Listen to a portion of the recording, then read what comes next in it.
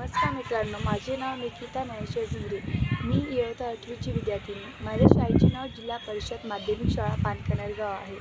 तर आपण मस्ट आणि मे मधला फरक जाणून घेऊया. मे सोबत क्रियापदाचे पहिले रूप वापरले जाते आणि मेची रचना सब्जेक्ट प्लस मे प्लस V1 प्लस ऑब्जेक्ट अशी आहे. तर आपण मेचे काही उदाहरणं बघूयात. राम शिक्षक असू शकतो. Ram may be teachers. Sita घरी असू शकते. Sita may be at home. तर तुम्हाला 2 उदाहरणं समजलीच असतील. तर आता आपण मस्टकडे वळूया.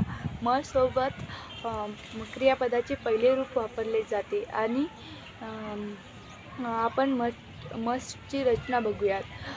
मस्टची रचना subject plus must plus V1 plus object अशी आहे. तर मस्टचे 2 उदाहरणं बघूयात. श्याम यायलाच पाहिजे. Shyam must come. आणि सीता जायलाच पाहिजे. Sita must go. धन्यवाद.